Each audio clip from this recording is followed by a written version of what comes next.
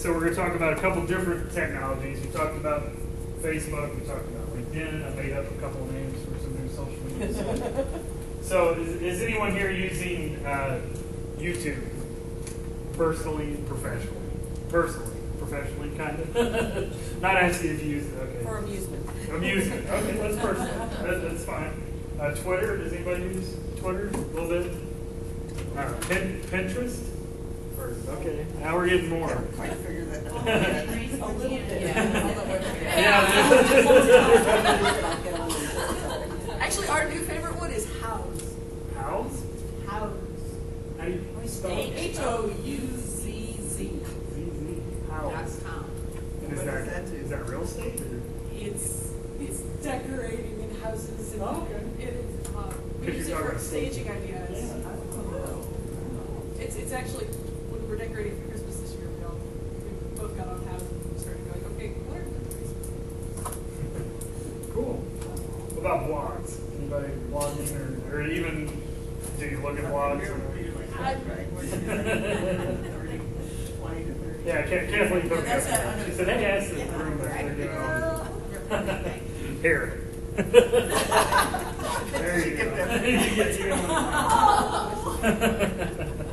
Congratulations. There you go. So let me ask you this. Do you think your home buyers are using any of those websites when they're shopping? Not everybody. Okay. We're going to jump into some statistics here again from the book that just gave out there, National Association of Realtors. Profile of home buyers and sellers. So this breaks down, we keep saying buyers are using the internet, buyers are going to Facebook, buyers are going, what are they looking at when they go there? Well, 84% value photos being on the sites that they're using. That's low. You think that's low? Oh, I think it's a think it's 99% want to see. Well, this was last year. Well, especially if it's home, maybe no one's not. going to look if there's no picture. But do you think they don't trust them because sometimes pictures can be deceiving? Oh, but they discard it if it doesn't have a picture. I have watched my people sort, and if it doesn't have an interior picture, it's out. Yeah. We sort the same way. Yeah, right. Let me rephrase that. I misspoke there. 84% say it's very useful. 14% say somewhat useful. 1% say not useful. So 99% are useful. So good point. You caught me there. I misquoted the chart here. So then the number 2 value looked for on the website is detailed information about properties for sale. Obviously, you know that. 79% very useful, 19% somewhat useful. And then it dips down under 50% for very useful on video tours, real estate contact information, interactive maps, neighborhood information, detailed information, pending sales, videos, and so on. So keep in mind also this is of all the buyers.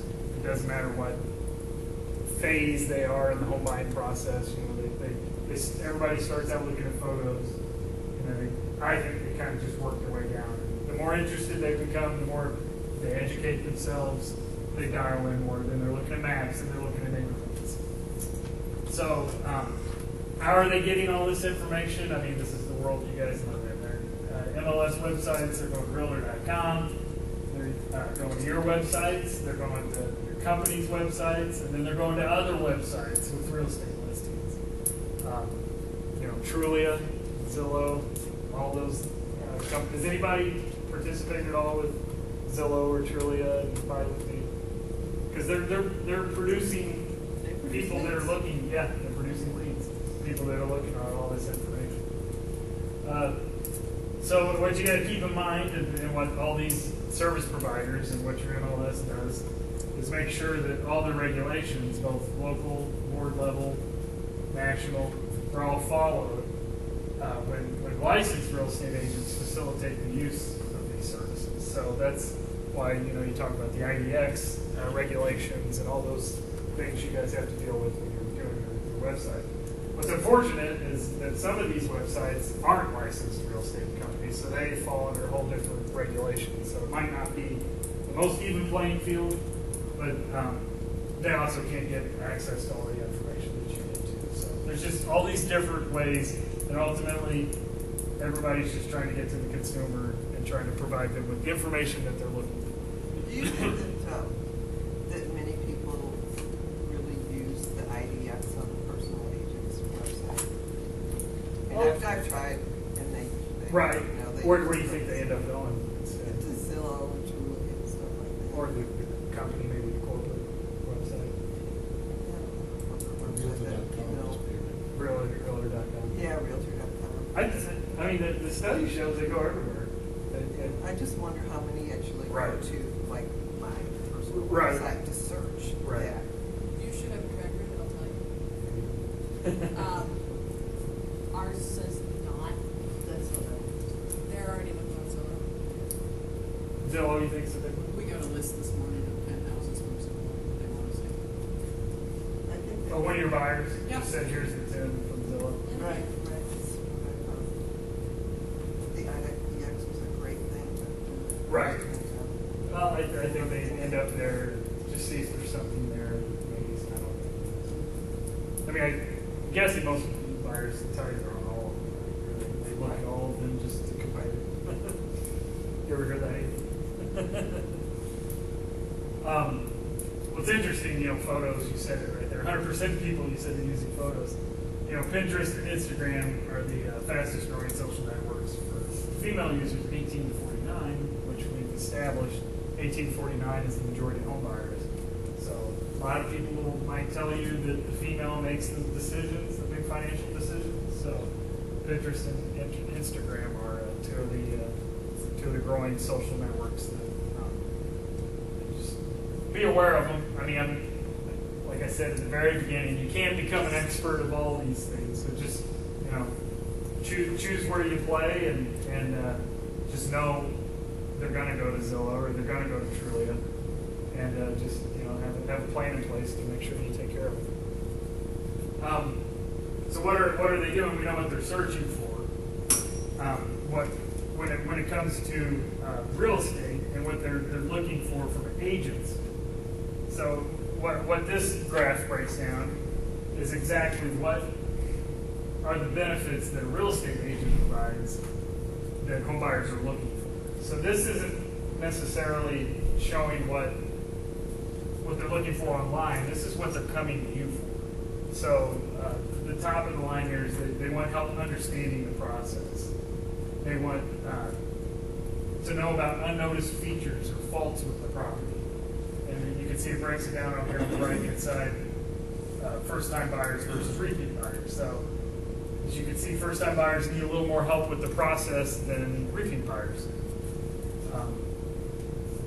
Another one here is a better list of service providers, an improved buyer's knowledge of the search area, negotiate better sales contract terms. So these are the types of things you deal with on a day-to-day basis, the types of questions. But if you're looking to fulfill your MREC guidelines as a licensee, you're wanting to promote the interest of clients and protect their best interest. So providing them with direction online, because they're going online anyway, and whether it's through a blog or through Pinterest or through Facebook or LinkedIn, whatever it is, any good direction you can give them on any of these topics is what they're looking for from you anyway. So I think that's just good information to keep in mind, and this is where your value is as a real estate agent. And the more readily available you can make that type of information, that type of services, I think the better you're serving the needs of the home buying public. So local expertise provided on these topics, it protects the interest of home buyers. It ultimately helps you serve their greater needs. So it's again, tons of information out there.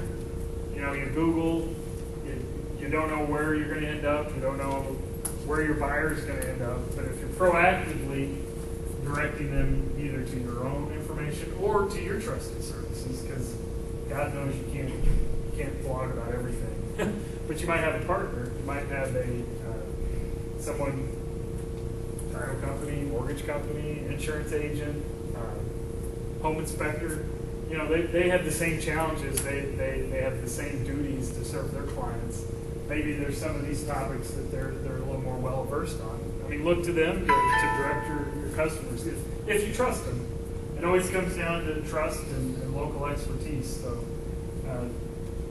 and we'll actually come back around to that on referral of services. We'll talk about that in the MREC guidelines.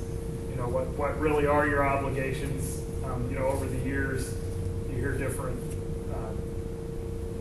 types of things you should do when you refer out servers. I mean, in the mortgage industry, you always hear, you have to give out 3 business cards. I don't know if anybody ever heard that. If you're going to refer out a mortgage lender or a banker, you need to give out 3 business cards. Everybody's heard that. Maybe we'll debunk that a little bit later on here. We'll talk about actually what the regulation says. But ultimately, you have to trust them, and you have to have a good relationship with them, and they can help you. They can help you serve your customers better. So when we're talking about all these different social media and technology services, we got blogs, we got Twitter, everything we've talked about, Google Plus. This comes back from that technology survey report, which is actually, unfortunately, a couple years old. But it shows you what the growth is on about a year-to-year basis. As you can see, the majority of real estate agents, and this is participation for business purposes, so this isn't for personal use, this is for business purposes. You can see how underutilized, the big ones are here. Blogging, YouTube, Google. I mean, those are huge services that are really underutilized by real estate agents. LinkedIn and Facebook are obviously used a lot. So again, just better understanding, just trying to help you wrap your arms around exactly what your buyers are doing, where they're going, and possibly how you could provide them better information. Does anybody use, I know we kind of asked this question, but you said you blog Flickr or Cloud? Anybody? Don't bother. What's that? Cloud is a don't bother. Don't bother. Google Plus, and the problem with having this report is that Google Plus launched in July of 11. Right, we just bring it And- in. Oh, so you think it's higher? And, the other part of that was they didn't launch business pages until beginning of 2012. Okay. And- So you think it might be Oh, more likely over there? they came to crack it down really hard on anybody who was using Google Plus for business up until the point they launched business pages. Right. So that doesn't surprise me at all because they actually ripped down mine. Really? I had a business profile, and they went, nope, let's pull that down. So when they got business pages back up, I didn't get. You think there's more participation? I don't know that there's a whole lot more because there's it's the law of diminishing returns, but Right. it's probably higher than that. At least it's not even used, but they at least have a profile on. Right. Something I can't say it enough. I probably only said it once, but again, I'm not a lawyer. MREC, MLS, and local national regulations. You got to look for your broker. Or does anybody legal counsel in your office? You know what I'm saying? You guys, Wendy does. You guys have okay. I'm sure they have opinions on all this too. I don't want to override any legal or compliance direction that you're getting. Just want to at least educate you and get you more aware of what's going on out there. So Twitter, I know is a little less used than Facebook, but I wanted to show an example, another one to get you thinking, get you talking here. In real estate, the buyers are really using this as a combination of Facebook and LinkedIn. They're looking in and they're finding other buyers that might be looking in the areas they're looking in. They're also looking for business providers. They're looking for home stagers, they're looking for home inspectors, title representative, mortgage lenders. They're just looking and seeing what these people are saying. If someone's on Twitter, they're saying things. They might be totally irrelevant, might be talking about what they're doing Memorial Day weekend. But they're just educating themselves and seeing, is this the type of person that I want to work with? Does this person provide the professional service that I'm looking for? Do I relate to them personally?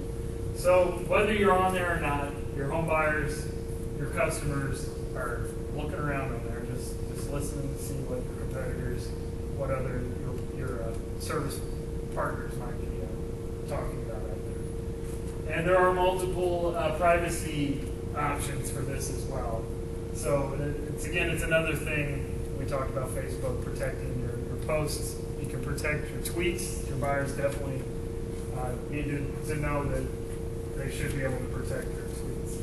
Here is a picture that I found on Twitter. This was down in Florida, so it's not local. But can anybody see? So this was just a post here. So the guy's name's this is the real deal. I did not hide names to protect the innocent because they're not interested. The guy's name's Scott Baller. He said he just put an offer on a house and he took a picture of it and he posted this. Can anybody tell me what might be wrong with this picture? Wendy. That's one of them. Yeah, there's five digits of the license plate number that's on there. There's another number up Also here. got the house Yeah, the number. house number's Yeah. up there. So I Googled Scott Baller. I found out he lived in, I forget what town it was in Florida. But then I went and Googled that town's, real estate and found, on realtor.com, typed in 1411. Yeah, 1411. I found that house, the exact house, picture of it, listing price, all the information on it. So if I was interested in that house, I'd know that there's interest in it. I would know. There's an offer out there. I know an offer. I might even know her. I don't know who that is. I don't know. I'm guessing that's his mom, or a friend, or his agent. I don't know. It's kind of freaky. They could definitely direct message, which is like email. Same thing can happen in Facebook. So if they really want to share this with their best friend or whatever, they can do that. They can protect tweets, meaning that the only people that can read your tweets are the ones that you give access to view your Twitter account. So that's another option. Most people don't do that because I guess the draw on Twitter is that everybody can read what I'm saying. But personal confidential information, license plate number, home address, mugshot of someone. I mean, that's all visible there by the public. And if an agent down there knew of this and knew that they were doing this, it would really be in their best interest to point it out to them and let them know they're opening themselves up to some potential risk. To bring it back to Missouri, because I was in Florida. To bring it back to Missouri Commission statutes and rules, it says it's our licensee duty to exercise care by promoting the interest of the client with their utmost good faith, loyalty, and fidelity, including seeking a price and terms which are acceptable to the clients, and disclosing adverse material facts actually known or that should have been actually known, and advising the client to obtain expert advice as to material matters specific to the property. We'll go into a little more detail about adverse material facts a little bit later, but I just kind of wanted to have a little bit of conversation. We've got some different service providers in the room. What type of expert advice, just on a day-to-day basis, are you guys? What do you refer over? And I'm not looking for referrals here. Just something comes up on a property. What? Home inspection. Home inspector. Exactly. Title permit. Title search. Title search. Structural. Engineer. Just walk in and see something that's structural. Right. It isn't just a building inspector behind. We want somebody who's Right. a structural engineer. Gotcha. Mechanical or whatever it is. And then the other part of this rule section of the law, you always have to check again with Wendy said they have counsel. You guys said you have counsel. But depending on what your representation duties are specific to your role, whether you're buyer's agent, seller's agent, transactional agent, sending your client to one of these other service providers, giving them the advice and the direction on what they need to do you know, that's always going to come back to what exactly is your role in the transaction, obviously. And you always want to check back with your broker, check back with counsel, on-staff lawyer, whatever you have, or you could call title company, whoever the service provider is that you need help with. Point is, things happening like this, and the example we used earlier with Facebook, those types of service providers can help you explain to your customers, you know, what the risk is and what their ultimate exposure is. Can help you. It's not just you against them. It's education. Everybody's wanting to do the thing that's best for your customer. Wanting to do the right thing, and you don't have to go it alone. I think is the point. So YouTube, we can talk about a little bit of video. Any other questions on that before I get off of that? We're gonna come back to adverse material facts, but tell me if you think I'm getting off track a little bit. I know we're talking about technology and then bringing back in licensing law, but I think everyone is on a day-to-day basis. You're doing the same thing you were doing 10, 15, 20 years ago. We just have a whole new element with all the technology that just hopefully trying to get everybody Well, looking that at it a little would be a different. problem. What's that? Wouldn't be a licensing problem putting a picture of a house on your Facebook page. Right. The address showing or the license plate number showing, that's not an infraction of the rules. It's No, it's not. just giving up. On the other hand, tweeting the picture of the garage that's being built up by the site because the termites have eaten away all the supports would be an adverse material fact. There you go. So Since I you've have seen those that pictures on my computer of that particular garage. So you had that happen? We saw the garage. We made the decision not to post. Oh, I got you. It was a great example Oh, of where good. the termites had eaten away the siding, eaten away the structure. I got you. And the siding was holding it up, and we sat and had a discussion about whether we were going to post it. I got you. To show as an example to To other show as an clients, here's a example. possible pitfall. Because that was errors. a house that was on the market. Okay. And Well, there you go. And so we waited until it had sold. There you go. Gone, Wait till it's off the market. gone away. And Good. That's good. Because we did not want to ever get. Yeah. The house owner to come back to you and say, why are you there? That's good. The seller was Bank of America. Well, That's good. No, and I mean that's why we're talking. There's all these. I didn't know that. I mean that's a great example of what how this all intertwines, and we've done it one way so many times, and now there's this other world that's kind of. We do a newsletter every month, and Mhm. we also do an online newsletter, and we really debated whether to use those pictures and made the decision not to, because we really didn't want the repercussions. Have adverse material facts. There you go. Yeah. And we might have erred on the way of caution. Sure. But, Yeah, definitely. but we didn't get sued. I did not pay them. Thank you for sharing that.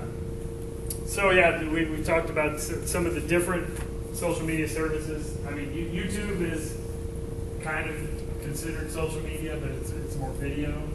It's actually the number 2 search engine on the internet. So right behind Google. Google actually owns it. It's Google. Yeah, it actually owns it. But if you take the video searches out of Google, they're actually the second most searched. So I encourage you to actually go, it says right here, go online, look at communities, neighborhoods, search your niche, your area, wherever you do a lot of business. Just YouTube it instead of Googling it, YouTube it, and see what's out there. See what videos pop up. 180 million people are viewing videos. We established a little over 300 million, maybe 350 million people total in the U.S., so well over half are using the videos. 200 million are done on Google per month, so I mean it's not a distant second. It's right behind you. It's right there neck and neck.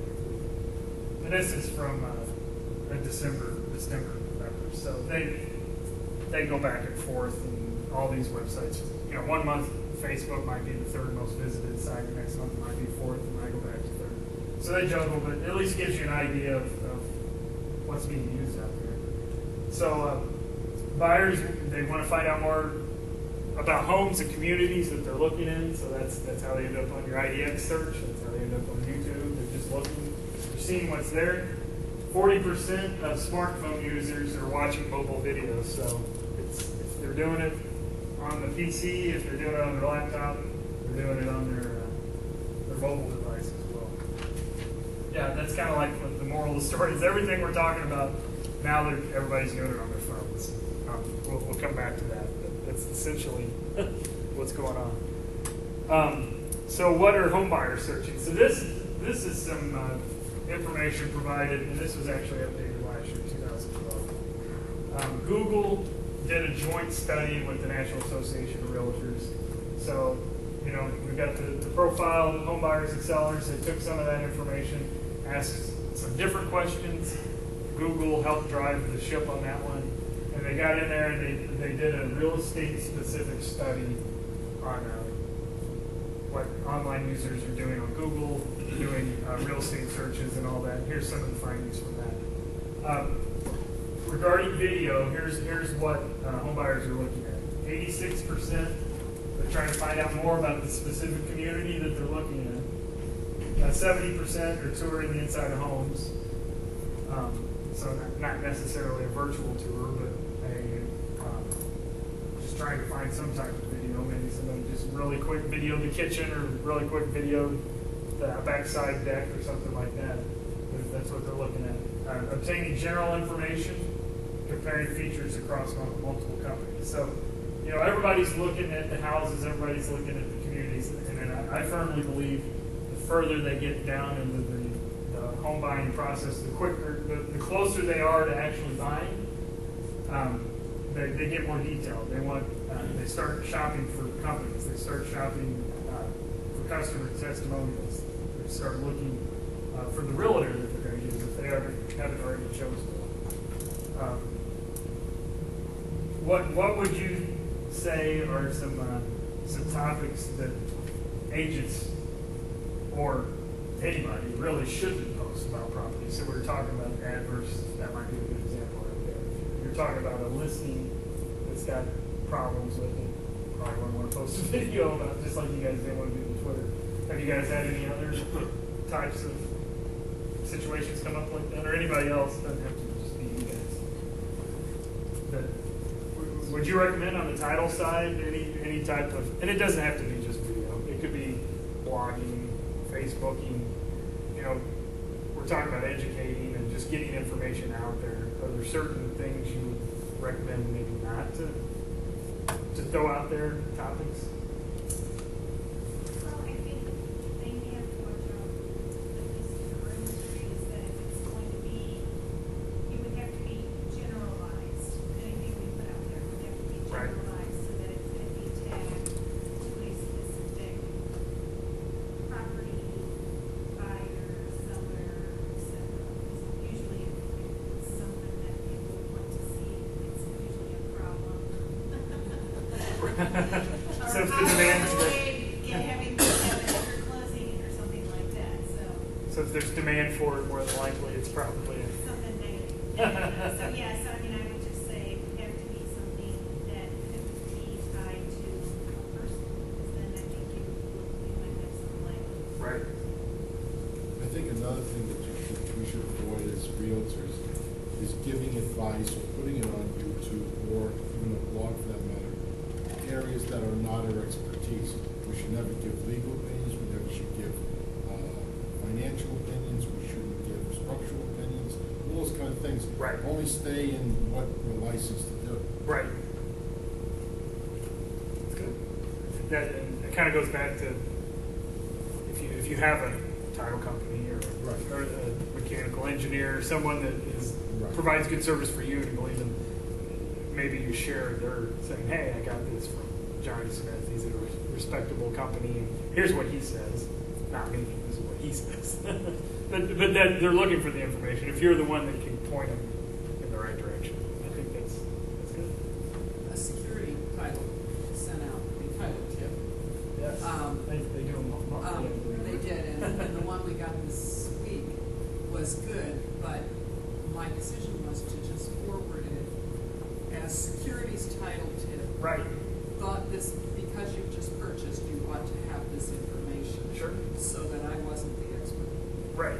It was security. So Right. That's good. So I just forwarded the most recent one to several. That's good.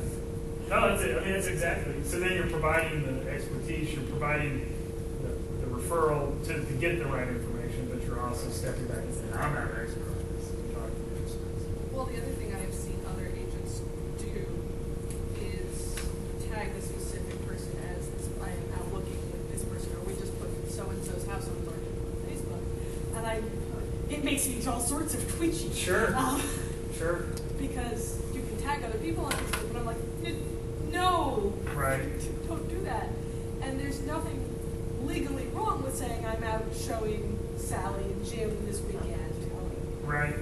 But it makes that whole best interest thing Sure.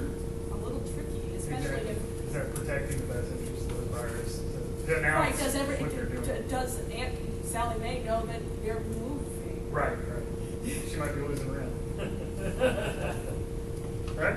Or they're moving out of town and they're losing Right. babysitter or. Right, exactly. That's a good, there you go. That's You good. know, in that case where you want to post that we just sold Sally and Jim a nice house, instead of posting, hey, you just say, I just helped a nice young couple move Right. into a nice new neighborhood. Oh, yeah. Very generic. You know, so it's generic, but you're promoting yourself. One of my tweets last week was, one of my favorite parts of my job is when I can call a buyer and say, they accepted the offer. Yeah. You have bought a house. And I had a number of people say, I have the voicemail of when my agent called me with that phone call. I saved that email. But you gotta keep it Right. generic. You didn't name People- the name and the Yeah. property address and cell phone. No, but the people who do that just, Right, right, no, it happens, right? I mean, and you were like, I can't believe anybody does that. Good runs, apparently. That's why we're talking. So again, just coming back to Tom, thank you all for sharing. I mean, that's more valuable than anything I can say. It's what you guys are sharing. I appreciate that. So when it comes to blogs, we were talking about video a little bit here. We're talking about protecting the best interests, like you said, of clients by facilitating a greater understanding of the home buying process. So ultimately, what do buyers want from real estate agents? And this is not saying what do they want from them online. This is not saying what do they want from Facebook, what do they want from YouTube. This is just what the question was, what do buyers want from real estate agents? Half of them say they want help finding the right home to purchase. There you go. And then it kind of just works its way around here. 12% want help with price negotiations. 12% want to negotiate. And this is, they can only pick one. So this pie would add up to 100%. So I'm sure that everybody chooses some combination, all of these things. But if you had to just pick one thing. 8% said comparable homes. Tell me how much homes are selling for. And then up to help me with paperwork. Help me with paperwork. Tell me what kind of home I could afford. Arrange financing, and tell me about the neighborhoods and the areas. So obviously helping find the home is why we're all here, why we're in the industry. And this is ultimately where most home buyers are going to blogs, looking for just tons of information, searchable. They can type in a topic, type in a search term, and just try to get educated on it. And that's ultimately what they're looking for real estate agents for, and that's ultimately also what they're going online, looking at videos and blogs for. So if you're able to educate on, like you guys were talking about, on possible adverse material facts, or just to educate them on, successful buy or sell, or what that whole process looks like, without using names, without using loan amounts, without using property addresses, all those things. Keep it generic and turn it into education for them, then you're obviously giving them the information that they want. So let's kind of take a step further. I told you we talk a little bit more about adverse material facts. You were talking about it with the termite problem. You were talking about it because you said you were referring to, is it a mechanical engineer you were talking about, that you wanted to make sure you weren't the one giving the expert advice on? I just said home inspector. Home inspector. So adverse material facts, just diving in a little deeper into the MRIC statutes, are facts related to the property not known to a party which negatively affect the value of the property. So environmental hazards, physical condition, which adversely affects the value, material defects in the property, material defects in the title to the property, or a material limitation of the party's ability to perform under the terms of the contract. So all these adverse material factors are the things that we have to make sure we coach our customers not to talk about openly. That, you know, there's a way to deal with these things, and that's why you're hired. That's why you're the professional, and that's why you're going to refer them to a home inspector or an engineer or a termite inspector, whatever it is because professionals are going to deal with this, and they're going to take care of the situation the best that they can. Wendy, I'll ask you again real quick, because you said you have in-house counsel. What are any common title issues that always come up as an adverse material? What's like the most common one you're going to find on title that everybody has to keep an eye out for? Surveys. Surveys probably number one because none of us are surveyors, and buyers for some reason don't want to pay for surveys. They look at it as kind of a necessary evil, and the surveys typically come back and there's an encroachment or something's over a property line or whatever. Because most people, when they buy their homes, they do landscaping and they might put a pool in or they might put a deck on or whatever. And they don't always follow the rules of, making sure that Right. they're doing it within their boundary lines. So a buyer is taking a visual inspection of a home and they think, or they assume, which we all know is bad, that, my property goes all the way over to here because that's how far over the fence goes, or that's how far over the driveway goes, or whatever, but in reality, it doesn't. So, in their opinion, it can impact the value. Definitely. That can kind of. That's good. So that's another good topic to refer. And again, we don't have all the answers, and you can't become an expert on everything. But if a title, a title rep is saying that surveys are a huge problem, I'll take that back. You didn't say it was a huge problem. You just said it's a common problem. It can be. It can be a huge problem.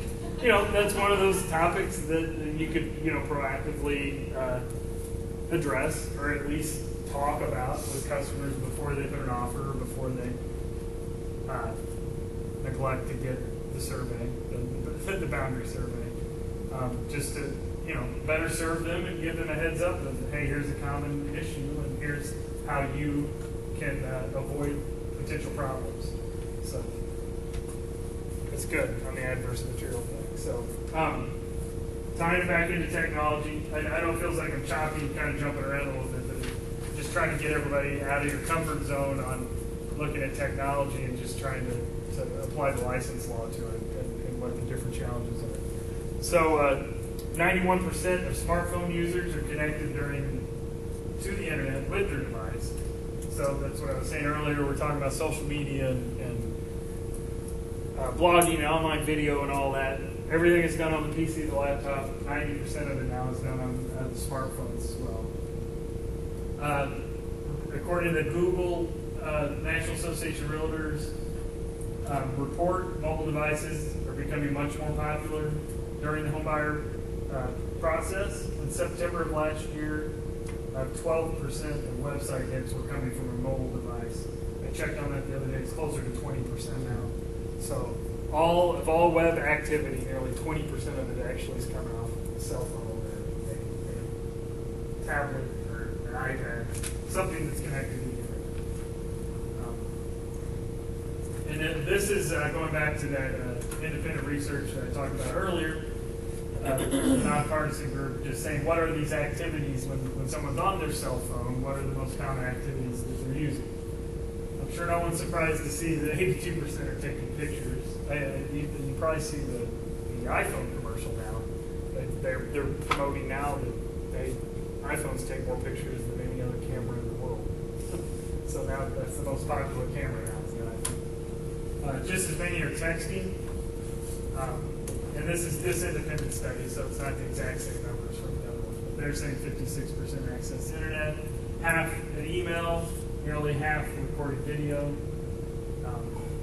and then almost a third. And again, this is from November. Almost a third in this study, are checking their bank account balance. So we're going to come to that. That's funny. It's not even on there. That's fun. No, that's funny. That's coming up here. You'll actually be floored by that. That's coming up. I'll tease you on that one. But I think it's interesting, according to that, 57% of smartphone users have not downloaded an app. Right. Which I find hard to believe. Well, because a lot of things now are just, you go to the browser, you don't necessarily have to download the app. Yeah, you're right, though. It's interesting. Oh, my father hasn't downloaded an app, but he can use all the ones that came standard on his phone. Okay, there you go. And then now, a lot of companies are going to using the web browser. It automatically it detects that you're using a cell phone, and then it gives you more or less a browser app. So it looks like you're using an app. You actually just went to whatever, www.blablablah.com. You feel like you're on an app, but you're actually just on the web browser. Do you know any websites that do that? Our company utilizes one that does that. So then that way you don't have to download an app. You just go to the website and pull something. They're offering some games. I think this is the biggest one right here, checking bank account, because then that means people are using mobile devices for financial transactions, which means we're just entering a whole different world of liability and compliance standards and things like that when people are using the mobile devices. It's good. It's good for us. It's more convenient, but it just creates a bigger opportunity. So this graph was showing overall users. Or this is everybody lumped together. This breaks it down by age category. So as you can see, texting, take a picture, we're really high up there. You can see that 18 to 29-year-olds are more likely to use any of these features. And you can see even you get 65 years plus. They're increasingly taking more pictures, they're doing more text. But, it's the same statistics we were showing earlier. Typically, younger generation adapts to all this technology sooner, but the older generations are they're in catch-up mode and they're using it. Did you say your mom was 82 and she's using Facebook? She just started, yeah. Just started. I want to use another example real quick that can show you, when we're talking about texting and cell phone activities. This actually happened to a client that I referred to another referral to another real estate agent. And more or less, you can read through this, but more or less what it came down to is the real estate agent really didn't use text. And the buyer I referred was younger, used text all the time, probably admittedly uses text way too much. Probably should pick up the phone and call a little more, like Wendy was saying. But in this example, the home buyer gave a text message to the agent requesting for information about a home. And it took over 48 hours for the agent to call that buyer back. Now, I don't know if that's good or that's bad, but ultimately all the buyer needed was a link to tax information, from Realist, from out MLS. But the agent didn't really know that from the text, didn't understand, didn't get around to it. They wanted to make the phone call and talk through. So in the meantime, within that 48 hours, the property actually got an accepted contract on it from another buyer. And Susie is the buyer in this example. That's not the real name. I hid the name. They argued that they might have been able to put a better offer on that house. They liked it after they found out that tax information that they were looking for. So I was kind of thinking, now this might be an example of a salesperson just not returning the phone call quickly, 48 hours. And I asked him about it. I said, you might have lost a deal here. You might have actually not been fulfilling your, timeliness of duties here. What happened on this? And he said, well, I don't like to text. I like to have phone conversations. And I was really busy, and I like to do that personal touch and talk to the person and work through the problem. And I just was busy, didn't have time to call him back. And by the time I called him, the property had gone under contract. I definitely appreciate, Wendy, you were saying how many people use the phone. It's not used as much as it used to be. I appreciated that they wanted to have that interaction. But, ultimately, I guess the question here was that agent's unwillingness to use the form of communication that buyer wanted. Was that really in the best interest of the buyer? So No, it was the convenience of the agent. what's that? It was the convenience of the agent. Yeah, it was into the convenience of the agent versus so. And I think that was just a perfect snapshot. Right. And ultimately that buyer ended up buying another house and everything was fine. But if the buyer really was in love with that house and felt that it was the agent's fault that they weren't timely coming back, they could have had. What's that? Could have lost the client all. Yeah, exactly. So it's unfortunately you kind of got to play to the strengths of your customers and just acknowledge. And maybe this agent's better off not working with people that use I think text. at I don't the know. beginning, you have to talk to the client. I usually ask them what's the best way to Right. communicate with you, text, Exactly. email, voicemail. Exactly. And the other thing about that particular case is that, okay, so tax records are public information. Right. Okay, it's gonna take me a bit, since if I know I'm gonna be busy, my usual response is, it's gonna take me a bit to get back to you on that. Right. But you could. But you could go look it up yourself. Exactly. Yeah. I think some am people- not scheduled to be near a computer for the next 12 hours. If you want it's publicly Right. available information, Right. go to the city's website. Exactly. That could have happened to me. And I'm guessing I know the buyer. Yeah. They just hadn't found that website yet. I'm sure They probably didn't know it was Right. out there and publicly available to them. Exactly. So I just thought that was a good example. If you get back and you get into the broker agreement responsibility, brokerage agreement responsibility, so your listing contracts, your buyer agency contracts. It specifically lists in here, and we'll come back to the timeliness issue later. But more or less, if you got a buyer's agency agreement or a listing agreement, you should provide a minimum of the following services. You're accepting delivery and presenting the client customer offers and counteroffers. You're assisting the clients in developing, communicating, negotiating, presenting offers, counteroffers, and notices that relate to your officers. It's more or less anything and everything that has anything to do with the transaction. And then answering the client's or customer's questions. That's part of buyer's agency agreement. That's part of a listing agreement. So it really is a licensee's duties. And nowhere, like you said, does it say you can only do this on your terms. As a salesperson, it doesn't specify. So you can only assume that you have to be able to communicate and do all of that on the terms of what your buyers will do. Then again, check your broker, legal counsel, compliance officers about what your role is in the transaction and what your actual obligations are. I'm not a lawyer. I can't tell you what to do. We're just sharing experiences and what the law reads. Real quick, we'll break again real quick. This is interesting, and when we're talking about communication, there's these different devices. You got your PCs, you got your laptops, you got your tablets, you got your iPhones, you got God knows what else. This kind of breaks down on a day-to-day basis throughout the day, which devices are most popular. So, we're starting at 12 a.m. here at midnight. The tablets and the mobile, everything's going, everybody's going to sleep. So everything's being powered down. And then, 6 a.m., everybody starts waking up. They're using more or less everything the same. But then, after everybody gets to work on a day-to-day basis, things start breaking off a little bit. So during work hours, the computer is the most used device to access social media, websites, informational, real estate, all of that. But then once everybody gets off work, your tablets become the most used by a big margin. And then the mobile devices are actually used. So the computer usage actually goes down in the evening. I think it's just really interesting.